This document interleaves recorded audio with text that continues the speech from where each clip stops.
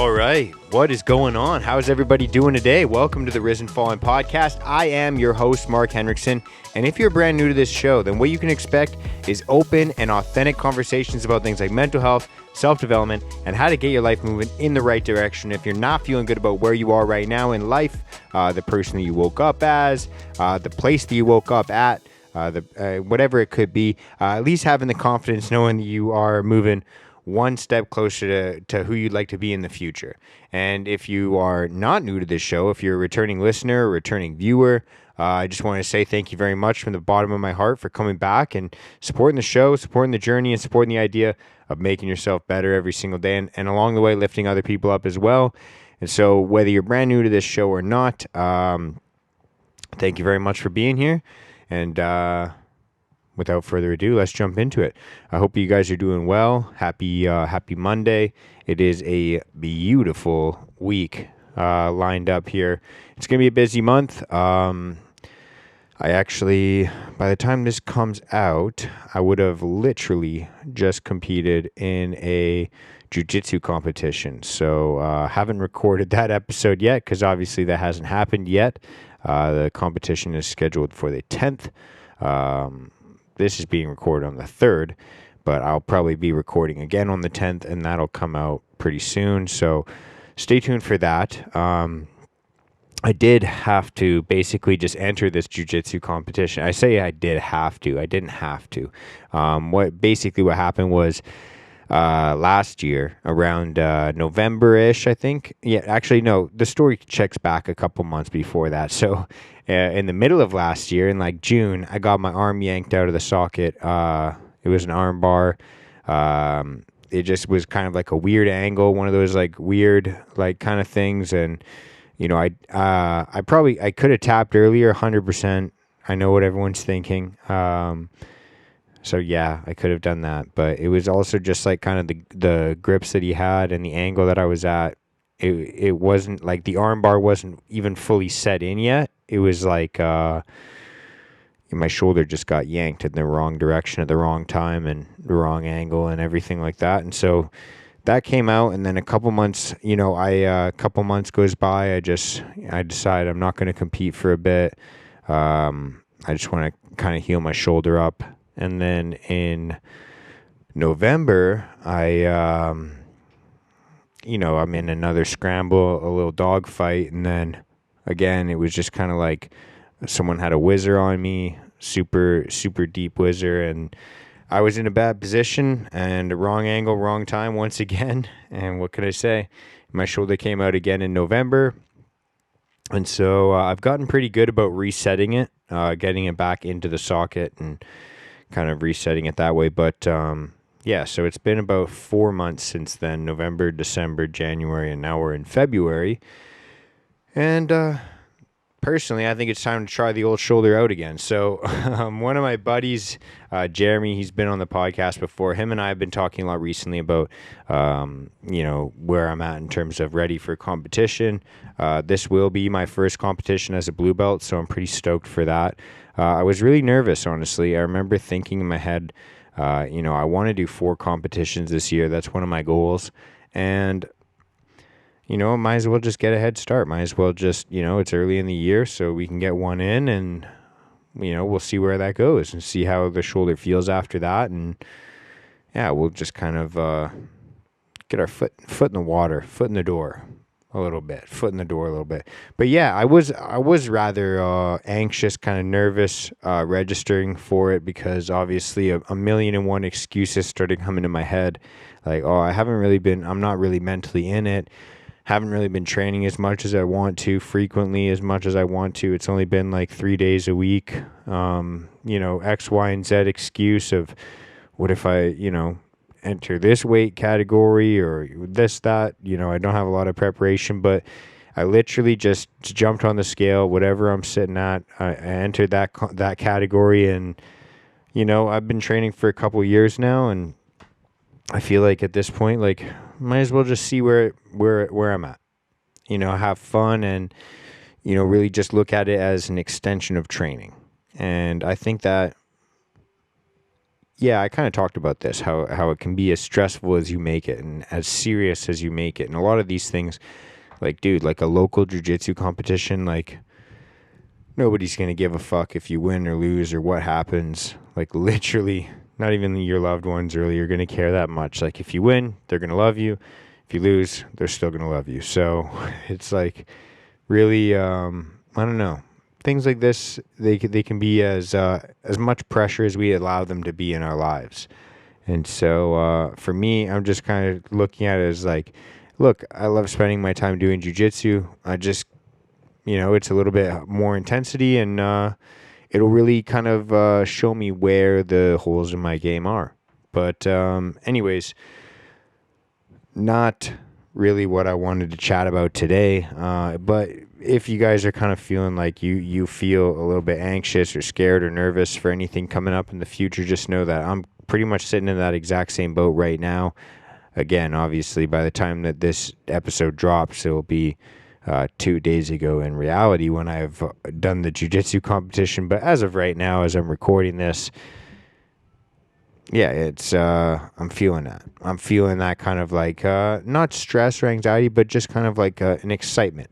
We'll say a nervous excitement. But anyways, if you're feeling that, you're not alone. And so I've got this kind of idea kicking around my head the last couple of days, and I might go more in depth if I kind of extract more ideas out of this concept or whatever it is. But I've just been really thinking about this, and I don't know. I don't think this is an original thought. But I feel like, when I look at a lot of the people that are on social media, whether I know them in person or not, they're in this like subcategory of like hustle culture, and hustle culture in general is kind of like this. I feel like, especially within the last like 5 years, and I know that everyone else can kind of bear witness to this as well. I feel like there's this phenomenon going on right now, and maybe it's been around forever. I'm not really sure. I haven't been, so I can't confirm or deny that, but I can tell you I've noticed it a lot more, and I don't know if it's because of my awareness is just getting higher, or like I'm actually looking at the world nowadays instead of just at myself. But there seems to be this phenomenon of everyone being willing to work their ass off to not work hard. Like, it seems like people are just willing to work super fucking hard so that they don't have to work hard. And what I mean by that is, one of the most basic examples of that is so many people in our generation are, they and this goes like a lot for men especially, is they work like a job that is physically demanding, and they decide they're like, I'm not gonna fucking do this, even though obviously a physically demanding job has physical benefits from it, like it's gonna keep your body in shape and moving, and not sedentary. It'll be active. You'll be active all day. And, developing a mind-body connection, etc. You'll also be able to earn a wage for yourself, which is pretty sick as well. But anyways, like people will work like their first like physically demanding job, and then they decide like, I don't want to do that. I don't want to do that. I don't want to learn this skill, this trade, this whatever it could be, even if it is with the intention just to learn it well enough to teach it to somebody else and make a scalable business, which is obviously what I think most people in the trades should be doing. When we do these jobs, maybe as like in your teens or your early 20s is like your first exposure to it. I don't know whether you get like some labor job or I don't know, whatever it could be, but anyways, what I wanted to chat about today is there seems to be this like weird thing going on in the world today. It's on social media, it's in person, it's everywhere I see nowadays. And I don't know if it's been around forever because I haven't been around forever, but what I've been noticing recently is a lot of times a lot of people are willing to work their ass off so that they don't have to work their ass off. And what I mean by that is we will work our asses off. We will work so hard to try and get a shortcut, a pass on having to do hard work. We will do sometimes more work for a longer duration of time in a manner that we didn't need to do in order to avoid doing work that someone has asked us to do sometimes. Like there's been so many times in my life where I've noticed that so many people will work their asses off to try and take what they think is a shortcut, which ends up making them take more effort in the long run.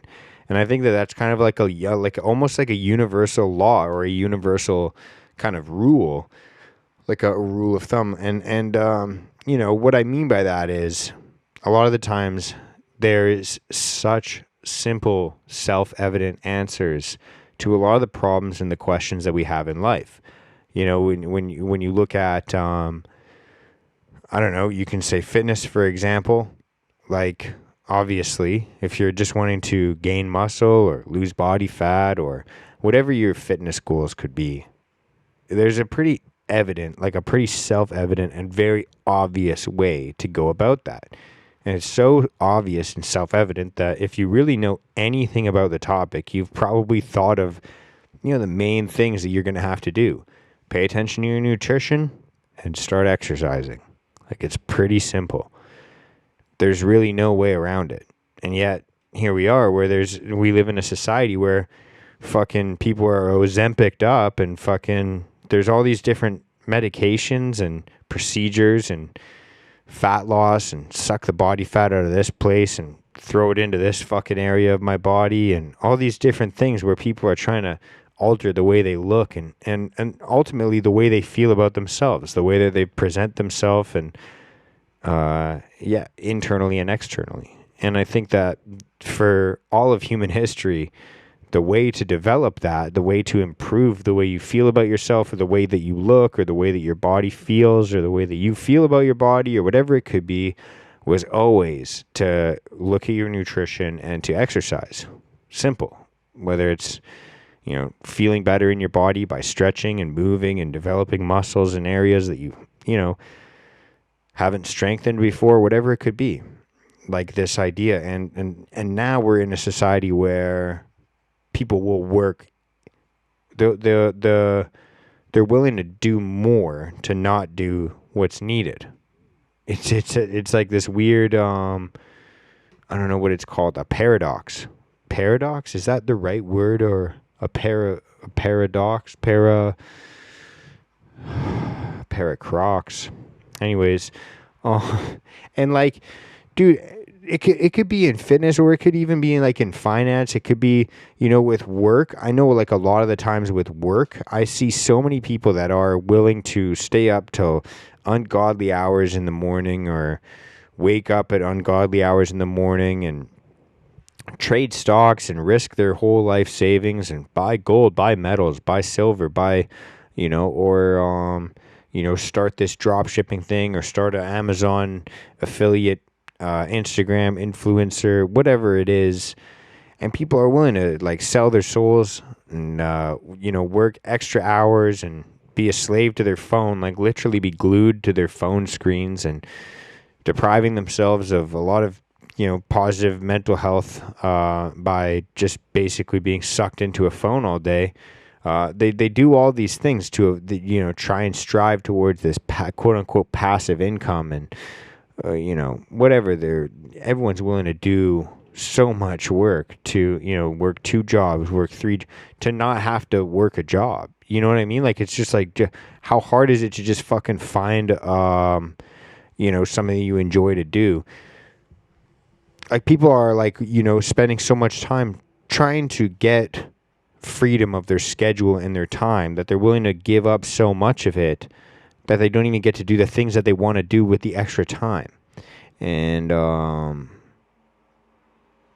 it's just, I guess what I'm trying to say is, I think that we try and avoid the necessities and we think that we can get away with it if we compensate by, maybe making deposits into other areas, if that makes sense. it's like maybe I could avoid, maybe I could, maybe I could have this cheat meal, this donut, these cookies, whatever it could be. And, I'll just take this fat burning, this Ozempic later. I'll just get zemped up later. And, I won't eat for a day or two. And then, instead of just doing the essentials of just I'm just going to manage my nutrition properly. Maybe I'll have one bite. Maybe I'll have a couple bites. Maybe I'll, enjoy in moderation instead of eating like a whole tray of brownies and then getting zemped up and not eating for a couple days, whatever it could be. Or I don't know, we see so many times people are just trying to avoid doing the hard work, and they'll work even harder to avoid the hard work. And so, I don't know. Those are kind of the main examples I can think of. I can think of, a laborious job, like working in construction like I do, fucking, there's guys that'll work their ass off and try their best hand at building a passive income, or building some sort of I'm just going to get a sales job, or not a sales job, but I don't know, some AI, a HR, a AI HR scheduler. I don't know what kind of weird jobs there are online nowadays, things that you wouldn't even think of that are jobs, or even the gig economy, which I think that we'll all be on eventually. That'll be the only jobs will be gig economies. We'll just be a bunch of humans working gigs for AI, but even the gig economy, right now, people are I want to have some finance. I want to have freedom on my schedule. I want to have, I want to be an intrapreneur, like an entrepreneur, but inside an entrepreneur. And so, they're willing to work for these companies, maybe Uber Eats or DoorDash or Skip the Dishes or whatever it is.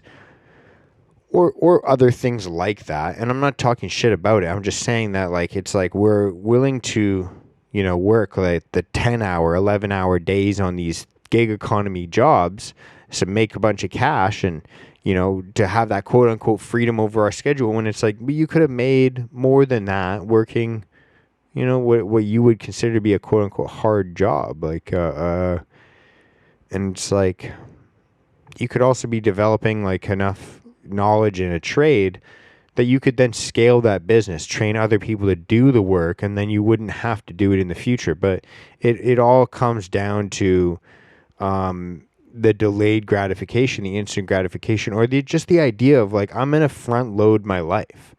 I think a lot of the times we think about how the hard work and the payments you're going to make of the deposits of hard work are going to be paid. They're going to be due, eventually. And so you can choose to do the same way when you buy your fucking phone or you buy anything else in life.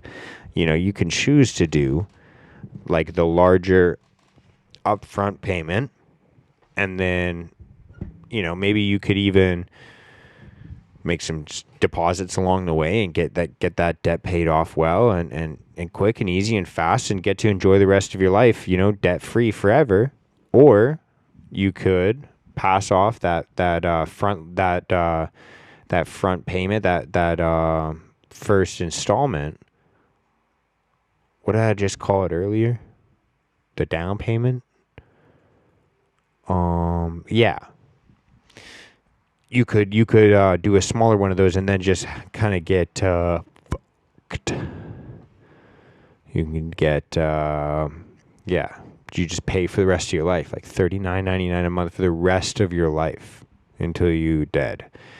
And I guess what I'm trying to say is, I think a lot of us try to push off and delay that uncomfortable the payment that we all have to pay in life. And we're trying to find a way to delay that long enough that we don't need to pay it. Like, maybe I'll be dead before I pay it. We think. Maybe. You think. I don't know. But, what a tangent. I hope you guys are picking up what I'm putting down today. We're going to have a sip of coffee, and then I'm going to reassess my life for a second here. That was kind of beautiful, actually. That was, I just had the greatest encounter with geese that I've ever had. A beautiful V of Canada geese just flew right by my window as I sipped my coffee just now, and that was, I gotta say, the most majestic I've ever seen those fucking snow chickens fly, and it was beautiful, but normally isn't, but don't let them hear you say it. Don't want to be prejudiced. Don't want to be prejudiced against a goose. What the hell?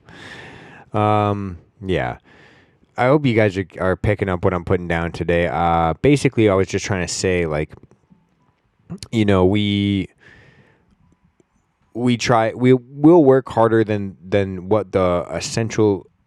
Why is it so hard to? You know, you guys know what I mean. Make the upfront payment.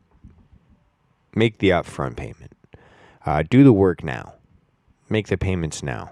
Because the last thing you want is later on in life when your body works a little bit, less well than it used to, and your sleep is a little bit less quality than it used to be, and you have a little bit less time, a little bit less energy, whatever it could be, and then the debt collector comes of life. The debt collector of life comes. The last thing you want is for that to come later in life. If you get on good terms, like it's more like you're paying off like a loan on good terms. And if you're not on good terms with the debt collector of life, then it's kind of like a loan shark. Later on in life, when you're a little bit tired, a little bit, run down and older, then that loan shark of life comes by and starts to ask you to make some payments. Like, hey, you need to make some installments. You enjoyed a little bit too much, and now it's time to settle up. And so sometimes it's better to make those upfront payments in life, not just financially. Obviously, I'm using that as a metaphor right now, but make the payments up front. Don't try and avoid what is essential. Don't try and avoid the integral pieces of whatever goal that you have, because if you try and take a shortcut in life, you're gonna get fucking caught eventually. And anyone that you know that's doing any shortcuts in life and you're like, well, they're fucking doing it and it's working, they're going to get fucked. They're going to get caught eventually. And, there's always this, I feel like a lot of the times, men and women, all of us, I don't know why I just said men and women, but people, a lot of the time we're looking for that person to come and save us, or this thing to come and save us, the government, whatever it could be. And I think about that situation almost like, one of those like hot girls marrying like a really old rich guy. That's kind of like the dream setup. Is like, yeah, you suffer for a little bit, and it's like a couple of years of like, yes, okay, yeah, okay. Would you like another cup of coffee? Like, oh, fucking please croak, and it's kind of like the dream situation, because it's like you spend 2-3 years suffering, maybe 4 years, whatever. It could be like an undergrad, it could be like and then you wait for the guy to die, and then you get your money, you get paid, you're good. It's like hitting the lottery. I guess that's a kind of a better way to say it. You don't have to just but what I was going to say is people that marry for money end up paying it in the end. Like a metaphor, like if that makes sense, it's not a glamorous. I think a lot of us are looking for that glamorous overnight success story, and I think that it's so evident that anybody that we look up to is not that. And so I don't know why we strive to be that, because, well, it's obvious. We just don't want to do the work. And so now I'm talking in circles. But I think that'll be it today. I think you guys get my point. Hopefully you guys bear with me on that one. That was a little bit rough. But yeah, we are moving forward. Love you guys. I will check you on Thursday. Much love. Peace out. Bye.